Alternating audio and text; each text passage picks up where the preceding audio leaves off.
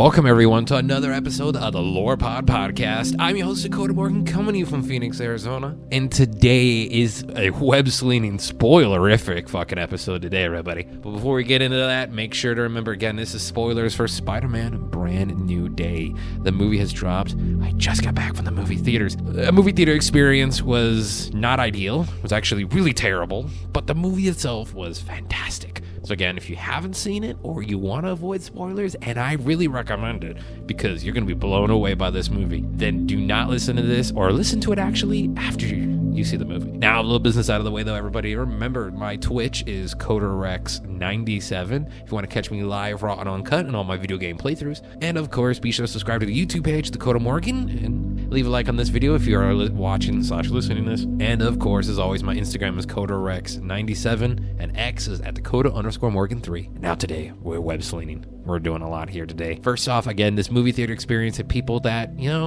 sometimes I wish, and this is going to sound terrible, but people parent your kids, whether it's a 5 across the face, whether it's a stern talking to like we had when we were kids. I had both. Something. If your kid is screaming throughout the movie, please shut them the fuck up. That's all I ask.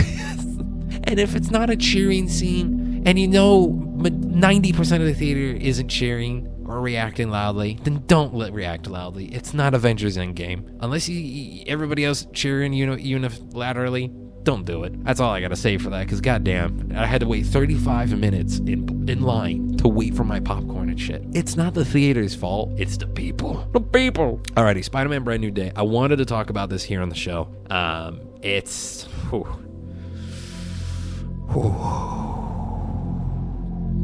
Yeah, that's essentially some more shit for you. This movie felt like a Marvel comic. There's so many Easter eggs. There's so many in-universe things that have happened. I had to crack open a beer. I got an IPA going on over here. It's different from my usual whiskey, I know. This movie just felt like the books, man. Like, we had so many characters in there, too. And it's a movie that gave you a lot of story. Like, it's a long movie, but it gave you a lot, and it gave you a lot of turns. It gave you a lot. It really captured what you wanted from this movie, which was like the Avengers show up, a representative. Apparently, she is Black Widow. We didn't find that. We never knew that was a thing, but Yelena is now the Black Widow. And it's like, oh, you're the small potato. Like, they called it out. They're like, Spider-Man, you deal with that shit there, and we deal with the bigger shit. It's like, oh, okay.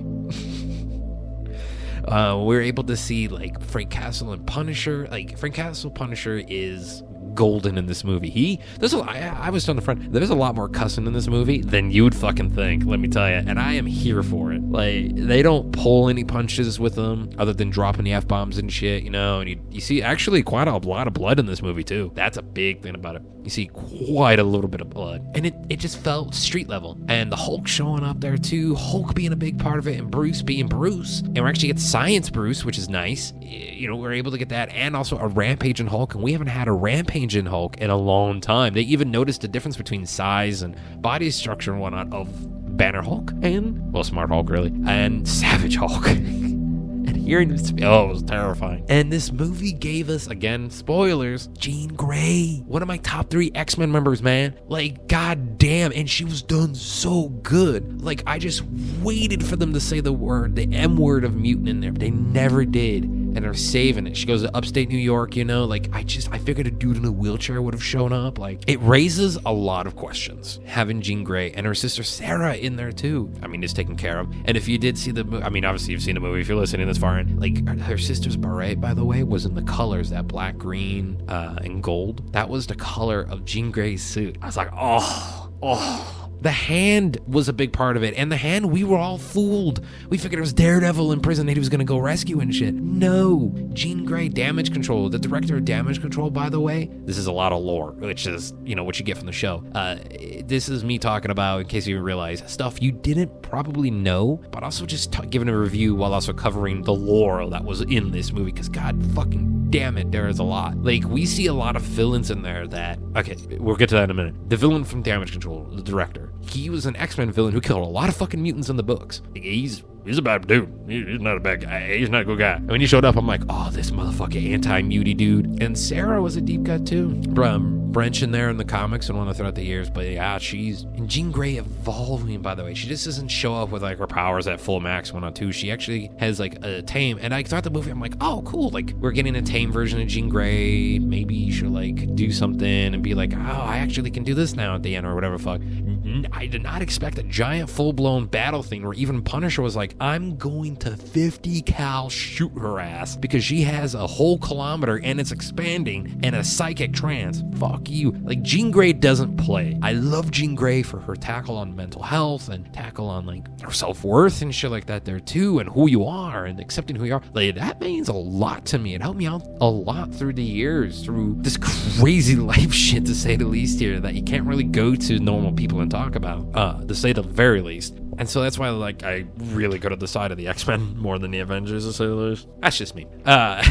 Yeah, for those who've been around as a fan of mine for many, many years, you definitely know what I'm talking about there. But yeah, that's a life story thing we won't get into. This movie just checked all the boxes of what I wanted. And trailers, I know, shown a lot, but there was also there was a lot that wasn't shown. And I stayed away from a pretty good amount there. And you could definitely tell what the promo pieces were going to be. But man, we got Boomerang in here. I think his name was Hothead, the one dude at the probably getting one wrong, but he's got like metal forearms and a metal head and shit too, but he's like other rest of the body there. We've got Tarantula, we got Tombstone, for God's sakes. Like, we got villains in there that I'm like, hey, Marvel, I don't know if Marvel has put out a book or not for this yet. That's a different thing I gotta talk about one day, is the increase in Marvel and DC prices, because God, $6 a fucking issue now. My wallet can't take that for print.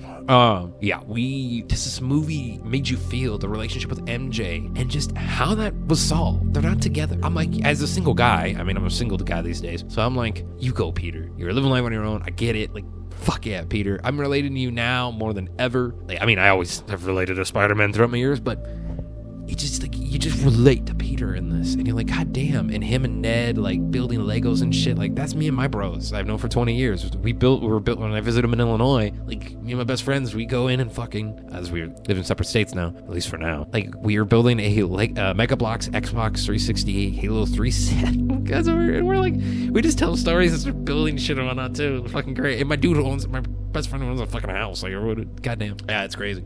So, like, it's this relatability with Spider-Man, and you're able to have that, and you want to know what's happening. And it felt very 90s with his mutations, right? And why his mutations were happening. But it's all about mutations and evolving, but getting stronger and accepting who you are. And I fucking love that. I got a free button. I went to the Harkins Theater at Arizona Mills. Which might be my problem. But again, I had to thank God to my dad and his wife for getting me one of the Harkins VIP gold things, because it's the only reason why I was on a budget trying to get into an apartment. And then a lot of other shit too. But yeah, I was able to sneak into a theater, man. And Harkins, this girl who has rainbow hair, who's probably like 18 years old, she looked at me and she scanned my ticket, and I was waiting in line for a while too to get in. I waited 35 minutes for fucking popcorn. And she gave me, I'm like, oh, she has a bag full of Spider-Man buttons, probably gonna get it. And she's like, all right, there's one here, theater's over there. And she scanned mine, and she looked at me, she's like, hey, Spider-Man. I'm like, what? And she's like, here's your button. And I was like, oh, thanks. She's like, yeah, you're welcome, Spider-Man. I was like, she knows something I don't. Like, I know people have called me as basically like either Clark Kent or Peter Parker in my lifetime. And when I get in my depressed moods from dealing with a lot of crazy ass life shit, especially from the crime investigator days, yeah, no, they call me Bruce, but damn, I was like, huh. I mean, I went by myself and shit too. I'm like, I am lonely, Peter.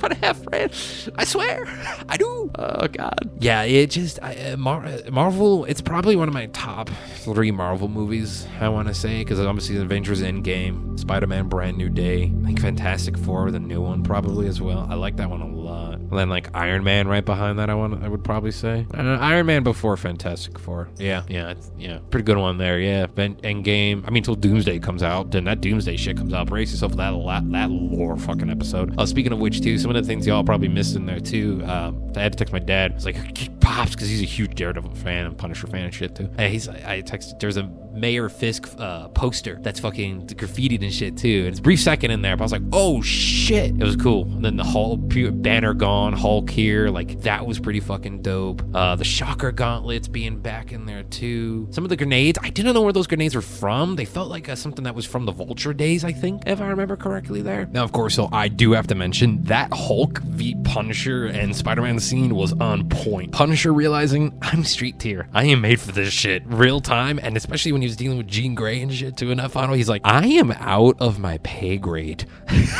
Like, Peter called him out. He's like, this is out of your pay grade. This is not you, Frank. Like, Frank's like, I got this shit. Oh, the oh shit moment. I was dying. Oh shit.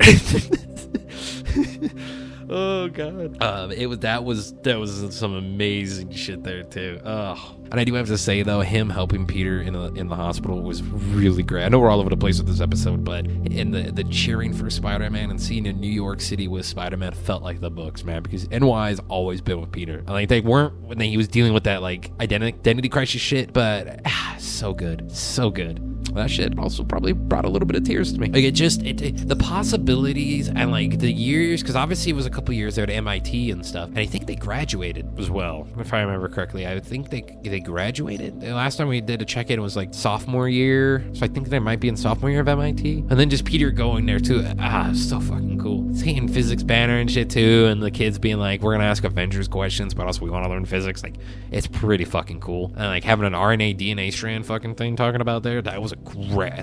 I spent many years in biology before going to astronomy, so I can tell you that was really fucking cool. Like this movie was cool everywhere around. The action sequences were great. The web slinging sequences were great. Like it felt like a Spider-Man comic. It also felt like the Insomniac game like crazy. And I know Tom Holland's a big fan of those. And I interviewed a lot of the cast of those video games back in the day, like Mr. Negative, The Shocker. I've interviewed them. Fucking great times. I still got my signed Mr. Negative Funko he sent me in the mail. Shout out to you, Steven. Yeah, that was just wild. It's just a wild fucking movie, guys. And it's so worth your time. Like, there's just so much to it there. This has been a great bonus episode, by the way, too. But I want to know, what was your reactions to Spider-Man Brand New Day? Did you bawl? Because I bawled. I think I probably bawled. I bawled the best, probably. Seeing Jean Grey done so well on screen finally was so fucking nice. That was so good. I was like, God damn it. Oh, so good. Yeah. And then I think I really started to let loose because it reminded me of my best friends. When like MJ, she showed the sketch of her and Ned, and they were him and Ned without the mask, and they were building the Lego egg. Oh, I cried so bad. I was like, oh, where's my broom?